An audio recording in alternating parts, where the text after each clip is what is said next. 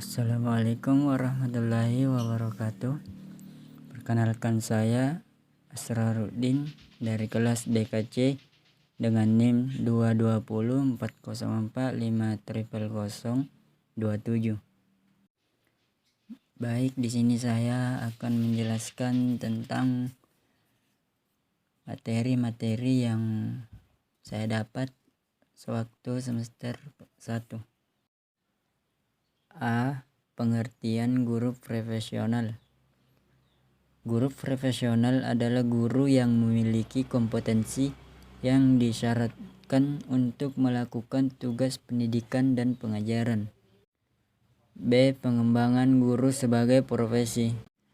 Pengembangan guru sebagai profesi dapat dikembangkan melalui yang pertama, sistem pendidikan, yang kedua, sistem penjaminan mutu, yang ketiga, sistem manajemen, yang keempat, sistem remunerasi, yang kelima, sistem pendukung profesi guru.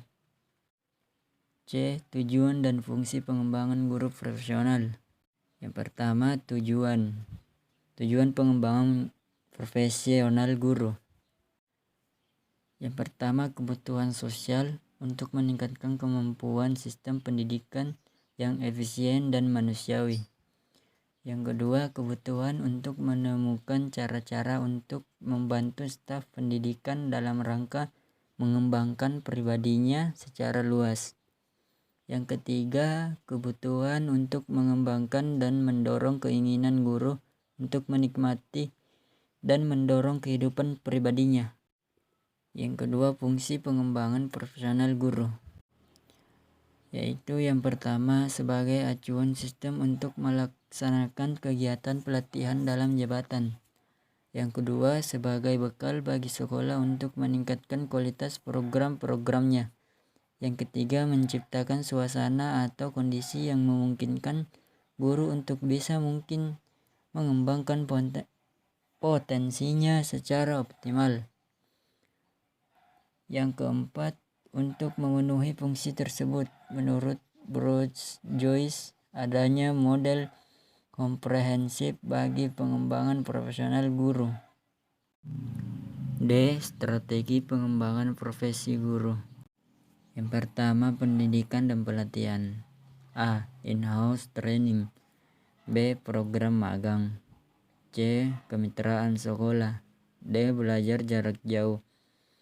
E. Pelatihan berjenjang dan khusus.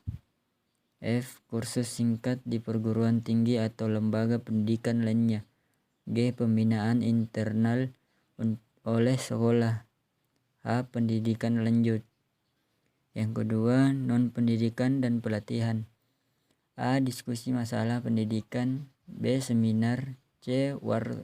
Workshop. D. Penelitian. E. Penulisan buku atau bahan ajar. F. Pembuatan media pembelajaran.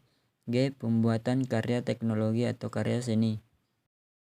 Selanjutnya, rasional tantangan profesionalitas. A. Apa itu profesionalitas? Menurut Martinus Yamin, profesi mempunyai pengertian seseorang yang menekuni pekerjaan berdasarkan keahlian, kemampuan, teknik, dan prosedur berlandaskan intelektualitas. B. Seperti apakah guru profesionalitas? Berdasarkan Undang-Undang Republik Indonesia tahun 2005 tentang guru dan dosen, guru adalah pendidik profesional dengan tugas utama mendidik, mengajar, membimbing, mengarahkan, dan melatih. C. Tantangan profesionalisme guru dalam pembelajaran. 1. Tantangan pendidikan di era perubahan. Menguasai ilmu pendidikan termasuk konsep, teori, dan proses. Menguasai teaching, learning strategis. Memahami ECD dan menguasainya untuk diaplikasikan dalam proses pembelajaran, terutama untuk mendukung penerapan learning strategis yang dikembangkan oleh guru. menguasai psikologi perkembangan, psikologi anak, dan psikologi kognitif. Menguasai teori belajar, memahami berbagai konsep pokok sosiologi dan antropologi yang relevan dalam proses pendidikan dan pertumbuhan anak didik. Menguasai bidang studi tertentu yang relevan, memahami administrasi pendidikan, menguasai konsep dan prinsip pembangunan kurikulum, memahami dan menguasai pendidikan nilai. Kedua, tantangan eksternal dalam dunia pendidikan. A. Globalisasi. B. Kompleksitas. C. Turbulensi. D. Dinamika. E. Akselerasi. F. Kekuatan pikiran. Selanjutnya, jenis-jenis profesi dan tugas serta tanggung jawab profesi kependidikan. Pertama, pengertian profesi pendidikan.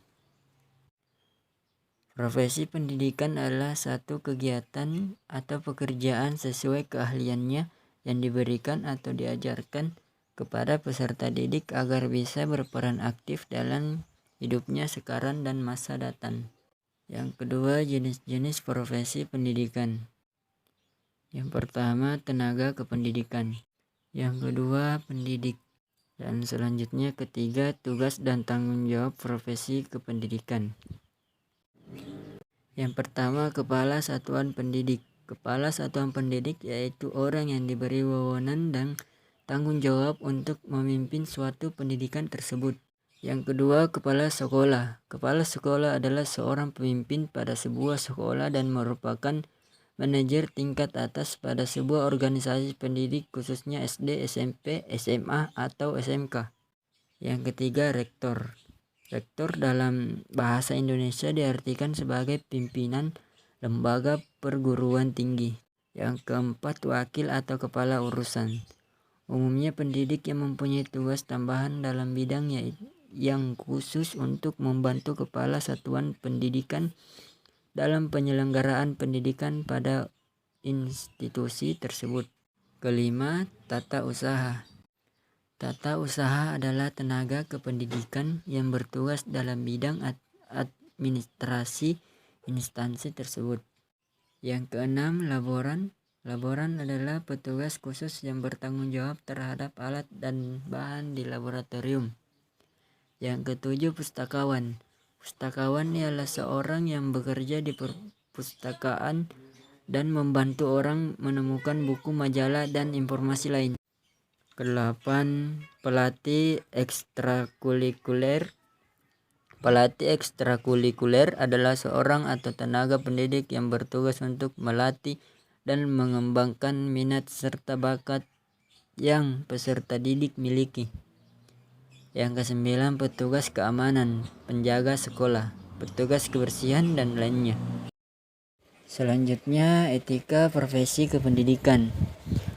A. Pengertian etika profesi kependidikan. Pengertian etika profesi adalah sebuah sikap hidup yang bertujuan untuk memberikan pelayanan kepada seseorang yang sifatnya profesional. B. Tujuan dan fungsi kode etik. Yang pertama, tujuan untuk menjunjung tinggi martabat profesi. Yang kedua, untuk menjaga dan memelihara kesejahteraan. Yang ketiga, untuk meningkatkan pengabdian para anggota profesi. Yang keempat, untuk meningkatkan mutu profesi untuk meningkatkan mutu. Yang kelima, untuk meningkatkan mutu organisasi profesi. Dan yang kedua, fungsi untuk memandu guru dalam mengetahui apakah selama ini perilakunya menjalin hubungan dengan dirinya sendiri. Yang kedua, untuk mencegah guru melakukan perilaku yang negatif.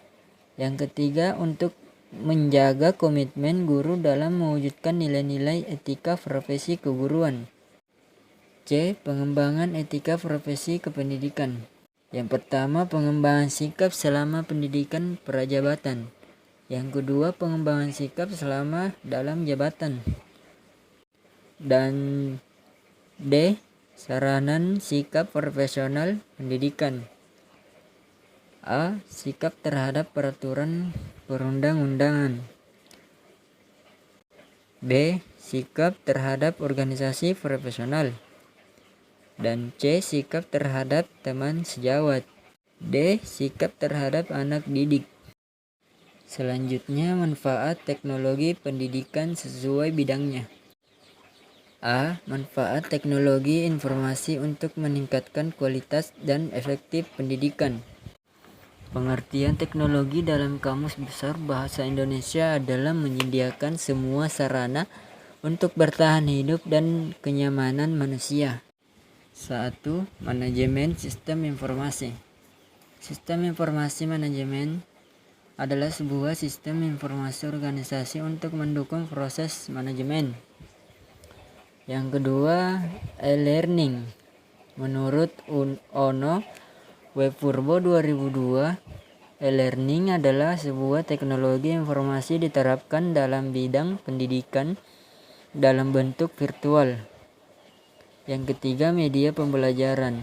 Pemanfaatan teknologi informasi sebagai sarana pembelajaran dapat melalui penggunaan internet dan penggunaan komputer dalam e-learning sebagai media interaktif. B. Kemajuan teknologi untuk meningkatkan kompetensi guru. Menurut Kamus Besar Bahasa Indonesia, kompetensi adalah wewenang kekuasaan untuk memutuskan. Untuk kompetensi guru berdasarkan Undang-Undang Nomor 14 Tahun 2005 dapat diartikan sebagai pengetahuan, keterampilan, dan sikap yang menyeluruh, bertindak bijaksana, dan bertanggung jawab dalam menjalankan tugas sebagai agen pembelajaran. C. Dampak positif dan negatif teknologi dalam pendidikan. 1. Dampak positif. Dengan adanya teknologi, tentunya menghasilkan pendidikan ini terjadi sangat mudah. A. Keluarnya media massa sebagai sumber ilmu pengetahuan. B. Dampaknya yaitu pengajar tidak hanya menjadi acuan sumber ilmu pengetahuan. C. Adanya metode baru yang dapat mempermudah dalam proses belajar siswa. D. Pembelajaran bisa dilaksanakan secara daring. E. Adanya sistem pengelolaan data akibat evaluasi yang menggunakan pemanfaatan teknologi. F. Terpenuhinya fasilitas pendidikan secara cepat. Kedua, dampak negatif. A. Seringnya siswa atau mahasiswa yang seringkali mengakses sesuatu di internet, maka dapat dikhawatirkan bila mereka memanfaatkan apa yang ada di teknologi. B. Bagi peserta didik, mereka dapat terkena information overload. C. Banyak dari siswa atau mahasiswa yang menjadi pecandu dunia maya. D. Pada teknologi ada tindakan kriminal atau cybercrime. Selanjutnya, manajemen sekolah. A. Pengertian manajemen sekolah. Menurut James Jr., manajemen sekolah adalah proses pendayagunaan sumber-sumber manusiawi bagi penyelenggara sekolah secara efektif. B. Tujuan manajemen sekolah. 1. Meningkatkan mutu pendidikan melalui kemandirian dan inisiatif sekolah dalam mengelola dan memberdayakan sumber daya yang tersedia. Yang kedua, meningkatkan kepedulian warga sekolah dan masyarakat dalam menyelenggarakan pendidikan melalui pengambilan keputusan bersama. Yang ketiga, meningkatkan tanggung jawab sekolah kepada orang tua, masyarakat, dan pemerintah tentang mutu sekolahnya. Yang keempat, meningkatkan kompetensi yang sehat antar sekolah tentang mutu pendidikan yang akan dicapai. C. Fungsi manajemen sekolah. 1. Merencanakan cara dan langkah-langkah mewujudkan tujuan program sekolah. Kedua, mengalokasikan baik sumber daya maupun kegiatan mengajar sehingga masing-masing tahu tugas dan tanggung jawab. 3. Memotivasi dan menstimulus kegiatan staf pengajar sehingga mereka dapat melaksanakan tugasnya. 4. Mengkoordinir kegiatan anggota staf pengajar dan setiap satuan tugas di sekolah. Kelima, menilai efektivitas program dan pelaksanaan tugas pengajaran dan tujuan-tujuan sekolah. D. Manajemen sekolah. Sebagai lembaga pendidikan formal, sekolah yang lahir dan berkembang secara efektif dan efisien dari dan oleh serta untuk masyarakat merupakan perangkat yang berkewajiban memberikan pelayanan kepada masyarakat dalam mendidik warga negara. Kepemimpinan sekolah. Sekilas antara pemimpin dan kepemimpinan mengandung pengertian yang sama, padahal berbeda. Pemimpin adalah orang yang bertugas memimpin, sedangkan kepemimpinan adalah bakat dan atau sifat yang harus dimiliki seorang pemimpin. F. Rencana pengembangan sekolah. Yang pertama, melakukan analisis lingkungan strategis sekolah. Yang kedua, melakukan analisis situasi untuk mengetahui status situasi pendidikan sekolah saat ini. Yang ketiga, memformulasikan pendidikan yang diharapkan di masa mendatang. Yang keempat, mencari kesenjangan antara butir 2 dan 3. Yang kelima, menyusun rencana strategis. Yang keenam, menyusun rencana tahunan. Yang ketujuh, melaksanakan rencana tahunan. Yang kedelapan, memonitor dan mengevaluasi. Selanjutnya, supervisi pendidikan. Pengertian supervisi. Supervisi adalah upaya untuk meningkatkan mutu pendidikan dan pengajaran dengan ditunjang oleh unsur-unsur lain seperti guru, sarana dan prasarana, kurikulum, sistem pengajaran dan penilaian. B. Tujuan dan sasaran supervisi pendidikan. 1. Membangkitkan dan merangsang semangat guru dan pegawai sekolah. Kedua, mengembang dan mencari metode-metode belajar mengajar yang baru. Ketiga, mengembangkan kerjasama yang baik dan dalam lingkungan sekolah. C. Fungsi supervisi pendidikan. 1. Meningkatkan fungsi kepemimpinan. Seorang supervisor hendaknya melakukan hal-hal sebagai berikut. Yang kedua, meningkatkan semangat kerja kepala sekolah, guru, dan seluruh staf sekolah. Yang ketiga, mendorong aktivitas dan kreativitas, serta dedikasi seluruh personil sekolah. Keempat, mendorong terciptanya suasana kondusif di dalam dan di luar lingkungan sekolah. Kelima, menampung, melayani, dan mengakomodir segala macam keluhan aparat kependidikan di sekolah tersebut dan berusaha membantu pemecahannya. Ruang lingkup supervisi pendidikan. Dalam dunia pendidikan dan pengajaran terdapat 3 unsur pokok yang saling berkaitan antara yang satu dengan yang lainnya. Prinsip supervisi pendidikan. Pertama, prinsip ilmiah. Kedua, prinsip demokratis. Ketiga, prinsip kerjasama.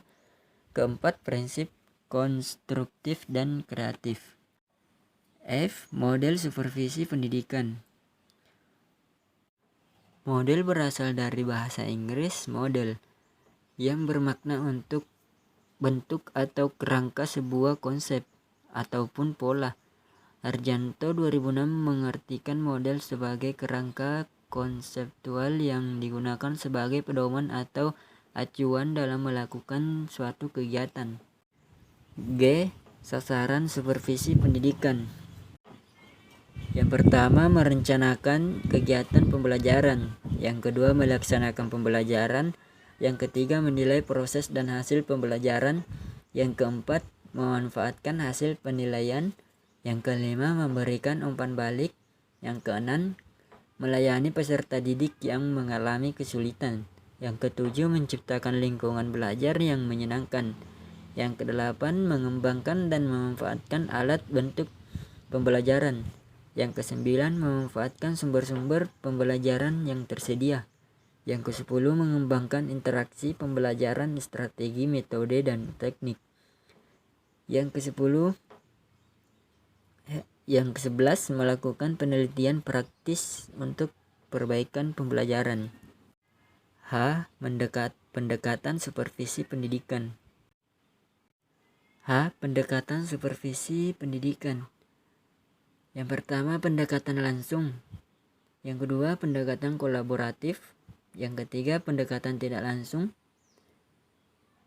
Dan I. Teknik-teknik pendekatan dalam supervisi. 1. Teknik supervisi yang bersifat kelompok. J. Undang-undang supervisi pendidikan.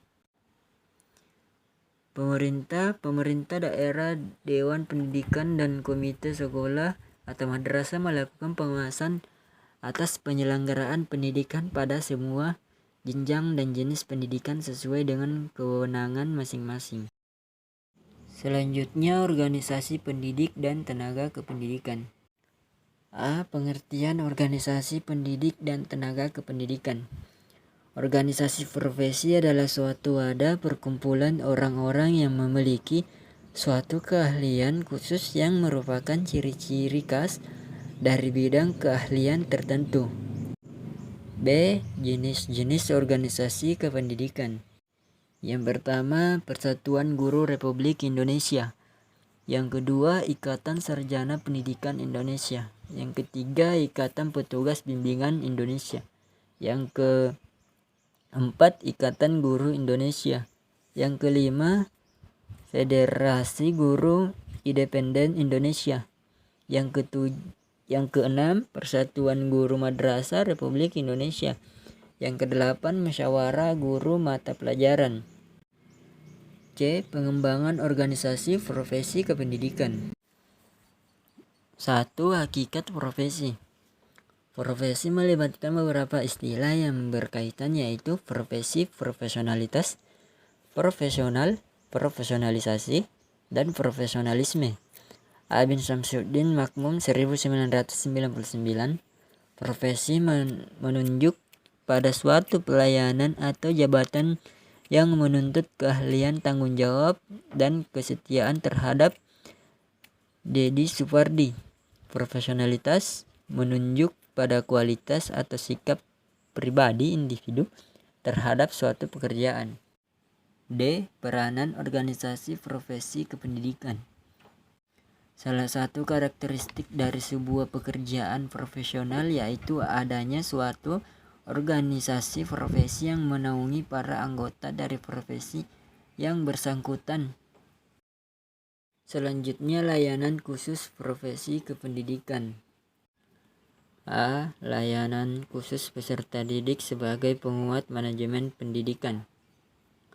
Layanan khusus yang diberikan sekolah kepada peserta didik pada umumnya sama, tetapi proses pengolahan dan pemanfaatannya yang berbeda. 1. Layanan khusus bimbingan konseling. Bimbingan dan konseling merupakan salah satu komponen dalam keseluruhan sistem pendidikan khususnya di sekolah. Kedua, layanan khusus perpustakaan sekolah. Perpustakaan sekolah sebagai pusat sumber belajar yang menjadi denyut nadi proses belajar membutuhkan pengelolaan yang baik dan profesional. Ketiga, layanan khusus laboratorium sekolah. Laboratorium sekolah dalam melakukan kegiatan pembelajaran di sekolah adalah salah satu faktor yang memudahkan siswa dalam menerapkan teori yang dipelajarinya. Saya diajari oleh wali kelas saya. Yang keempat, layanan khusus ekstrakurikuler. Kegiatan ekstrakurikuler sebagai pendamping kurikuler di sekolah memberikan kesempatan kepada peserta didik untuk dapat mengembangkan potensi, minat, bakat, dan hobi yang dimiliki di luar jam pelajaran wajib. Yang kelima, layanan khusus usaha kesehatan sekolah.